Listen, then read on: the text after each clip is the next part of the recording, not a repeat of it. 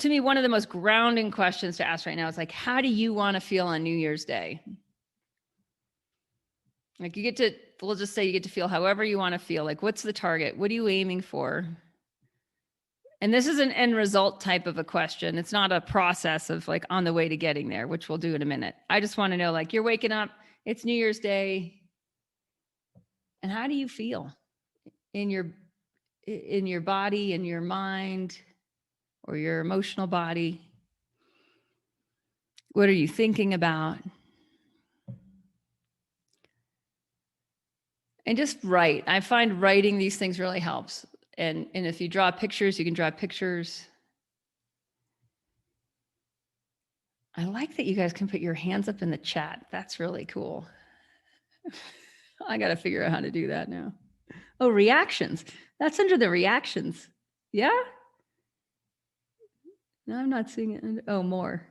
No, I don't see it in my reactions. Tell me how to see that. Because I can like clap. Did I clap? That's cool. Oh no, that's on my head. Tell me how to do it in the chat, Neve. I want to get good at new. Okay, I'm clapping in the chat. Okay, so then the next question is around how do you want that to occur? So like that's how you're going to feel on New Year's Day. And then like how do you want that to occur? So what is the feeling experience you want on the journey there? One of the powerful experiences of what we do in Body Thrive of aligning to dinacharya, or this daily rhythm of how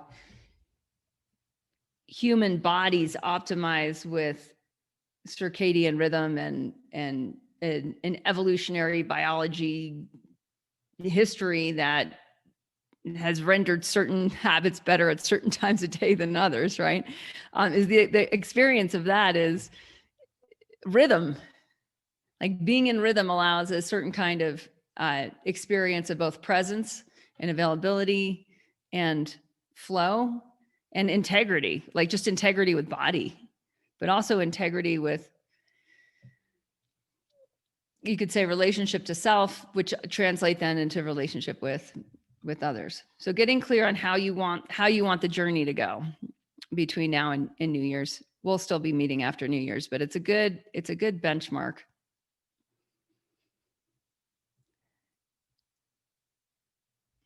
And just follow there's no like right or wrong, just like it's stream of consciousness, just honor what's showing up. And then this next question, which is really more targeted to anyone who is doing anything with their hands a moment ago, is like, what's going to need to change? Like, what's going to have to change for that to happen? And it might be how you navigate certain circumstances or situations. There's a lot of different foods that happen in certain times of year. Some for good reason, other really not for a good enough reason. And so looking at like what'll need to change, and it doesn't have to be around food either. It could be around sleep. It can be around. It can be around substances too. It can be around. It's interesting, like mental health in a way, right? Of just how to navigate, especially if you have certain emotions surface at certain times of year. And this, I know just from coaching a lot through the holidays, that like for some people, it's a very much an emotional trigger holiday where their emotional body gets a little tweaky, and that drives other habit patterns. So what would need to change? What would need to be different? And just again, follow your intuition, and we'll be through this in the next 10 weeks. So we don't have to like get it all done at once, but I'm just helping you orient towards, you get to choose. When Indy was like 4, she was 4. So 8 years ago, I created this course called Evolve Your Winter Traditions. And it was to put people in a very much like this power seat of creating the traditions that would really work for them, or updating traditions. And it was a cool experience because of instilling that power of like saying like, hey, you get to You get to create, strengthen, or perpetuate however you want to do this time. So that's kind of what I'm asking in this question is like, what would you need to change, or what would need to change for that to happen? And like so like whatever pops into your mind, you're like, yep, that probably popped in for a reason. So one thing I've learned over time here, and I don't think I learned this like before I wrote the Body Thrive book or before I had coached it like, at least a dozen rounds. I'm a slow learner, but I do keep trying. Like I didn't realize that I was the grandfather clock. So it's interesting. If you have what I'm talking about, the grandfather clock that has the pendulum. So if you're in a clock shop, do we have any people that like have a family history or family clocks in like clock shops? Anyone here? Type in the forum if like your family worked in clock shops. It's really, it's gone, right? It's like that, like we now have phones that tell time. So it's different. Okay. So you have a clock shop, old school, pendulum grandfather clocks. You guys know what I'm talking about? You can all have the image of that in your head. Yeah. Okay, good. And for if we have any like millennials here who've never seen a clock, there were they were like pieces of furniture, like 6 feet tall, made out of wood. And they had a pendulum, meaning a thing that swung at the bottom, and you'd have to like wind them up and set them. But what would happen is that the clock, the like the heaviest weighted pendulum would set the pace. So if you brought a new clock into the shop, right, and say it was a minute off or 30 seconds off, there was a weight from the pendulum swing. And I actually looked into research on this. I don't really understand how it works. It went way too far into physics where I'm like, damn, I got to ask my dad because he majored in physics. And I know my physics went to high school, and that was not enough to cover why this happens. So something happens in physics. Okay. That's as scientific as I'm going to get on that. Where the grandfather clock sets the rhythm and the other little clocks synchronize to that rhythm. And it doesn't happen right away. It's not like, oh, they're in the same room, bam, it happens. But if like you leave for the night and you come back in the morning, all of a sudden the little clock is in sync. Its little pendulum swing is in sync with the grandfather clock's pendulum swing. Okay, so many of you don't realize that you're the grandfather clock, meaning that you have more aligned habits that are aligned to deeper rhythm than the other people. And for some of you, you might be like, nope, because my sister's actually black belt at this stuff. And like her rhythm's really good and strong and she's really super in tune. But for like 99.8% of you, you're the grandfather clock. And so then part of the question there is like, well, who are the other clocks in the shop? How you do this next 10 weeks, who's affected by that? Who's in your shop, your clock shop? So it's definitely anyone you live with. It's definitely anyone you work with. It's definitely anyone you talk to pretty regularly, whatever that means, depending on your frequency of communication in general. So who are the people you affect? So when you take on the responsibility, when you actually see yourself as the grandfather clock and say like, okay, these are all the other little clocks in the shop. You've got to ask yourself, like, how do you want to do this? Because it affects more than you. Now, there's ways when you know you're the grandfather clock that something else happens. There's a level of intentionality that becomes possible, that when you're unconscious of that is less possible. And when you're less conscious of it, what happens is like, it's kind of murky who's the grandfather clock. And then everyone's affecting each other in ways that can be more, I would say, arrhythmic. I'm using that as a nice word. The word I really want to use is dysfunctional. But that's a pretty strong word.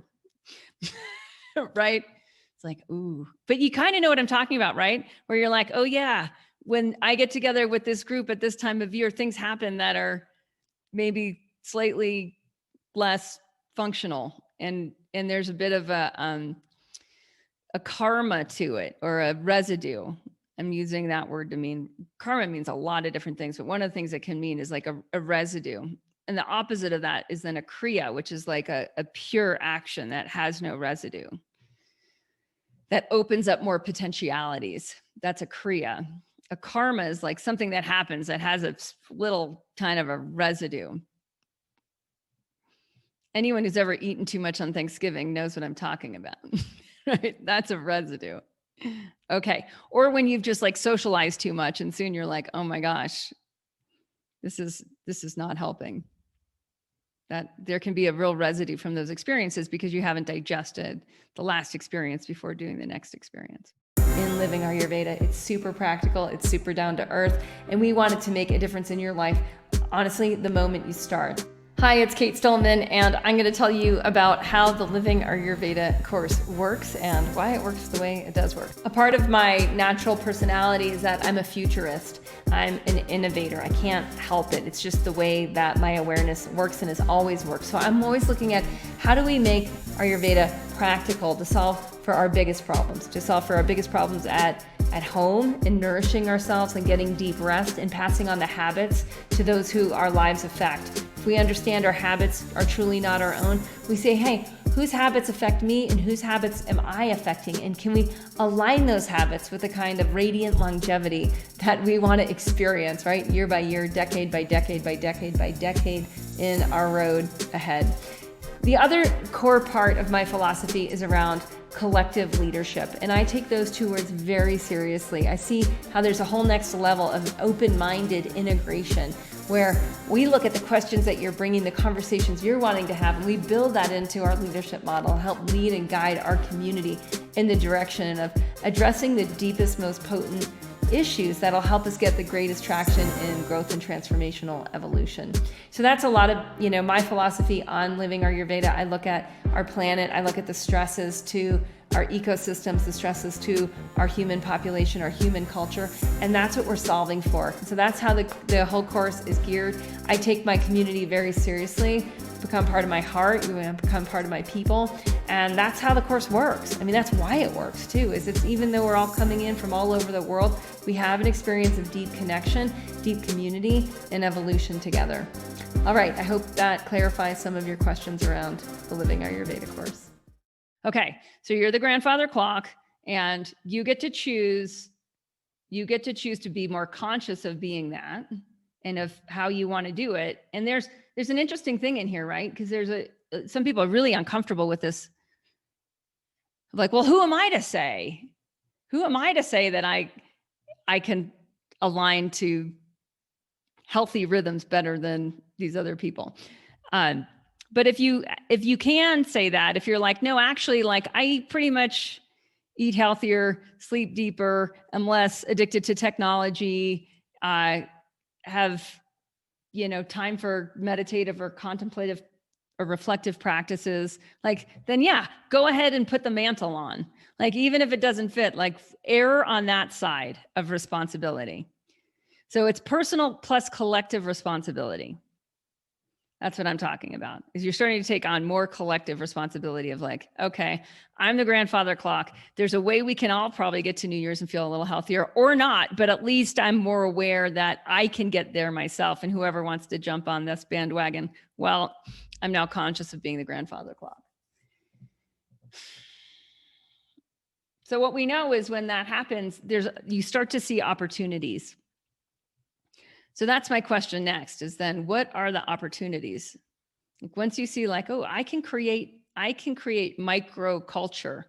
I can create the culture in my household more intentionally. I can create the traditions that are worth perpetuating more intentionally. And that might be saying yes to this and saying no to that. And it doesn't mean everyone has to say yes and everyone has to say no. It's not an authoritarian dictatorship. It's just a willingness to lead. That's all. It's a willingness to lead.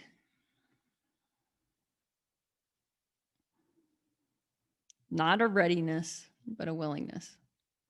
Lead yourself, lead the collective. Okay. So the more yeses, I'll use an example for this. I think I'm more or less landing at like soup. Like, I think I'm probably going to make soup 5 days a week for the next 10 weeks. I mean, it's a pretty funny, or it's pretty aggressive in many ways of that, but like, I'm in it. Like after the yogi detox, like I am on soup kick. And when I've noticed from like how family responds to soup kick is like, oh, what's for dinner? I'm like, guess. And they're like, soup. I'm like, wow, you guessed right again. Now they're free to do whatever they want. I'm not like queen of the kitchen. I'm just making my soup and I'm making more. And if there's more because they don't want to eat it, then it goes to my neighbor friend who's very happy to eat my soup, right? But like I'm on soup kick. Everyone will consume more soup that's around me. Everyone. My mother, my child, my neighbor, right? Like the people I spend the most time with will all consume more soup.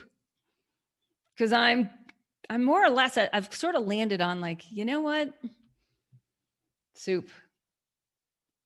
That's just better. And it's pretty easy. Like, because once you're on soup kick, like you start to notice there's like all different kinds of soup.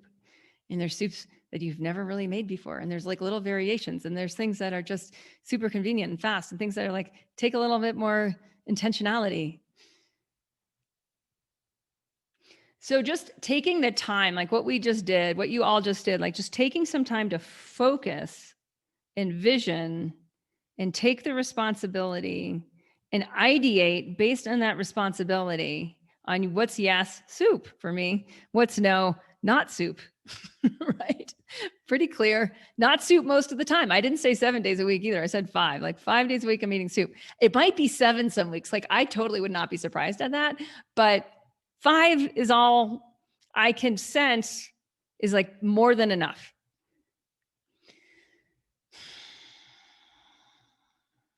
That would be better by New Year's Day, like that would be better. Soup's interesting too, especially I know for those of you down under, it could be salad. Like that could be a variation of something, whether it's marinated salads or salads or whatever it is. It just like whatever it is for you. That's the important thing. For some of you, it could just be something around sleep. It could be something around absence of technology in certain times a day. It could be something just around walking. I mean, it's interesting with walking. Take a habit like walking. You start walking more. Walking's something that almost anyone can do. Like both my parents they're well, my mom's mid 70s, my dad's early 80s. Like they can both walk with me. So if it was walking for me, would they walk with me more? They live a mile away some of the time. They'd both walk more with me. If it's my neighbor, she and I walk together. My husband, he's funny. He's kapha. So he doesn't like, he's like kind of resistant to walking, but he'll roll on his bike while I'm walking. We do that. And we do that sometimes in the dark and in the snow. Wild. It's like dark and there's snow and it's cold. So it's a time of day most people aren't actually outside. It's an incredible time of day. And I just wear a lot of warm clothing and big boots, and it's really fun to be out then. So if it's walking for you, what happens is like other people start to get morphed into that. And then what I've noticed is like other friends are like, hey, when are you walking? I want to spend time with you. And I know that's the only chance I'm going to get. So then they'll show up. And that's the nature of collective responsibility. It happens when you get steady in what you need to do for you from a place of understanding that it's also probably good for the collective. And then you own very specifically, like those are going to be the anchors. So what are your anchors now? Those are my next, and it can just be soup. Like honestly, like that for me is probably enough of an anchor. Like that one thing is enough. It doesn't have to be more than one thing. But if you have a couple anchors, just get clear, specific. Times a day or how many times a week. It's got to be something you can do by yourself, because you can't at the primary level require buy-in from anyone else. So just make sure that it's like you have complete control over that behavior. That's an anchor.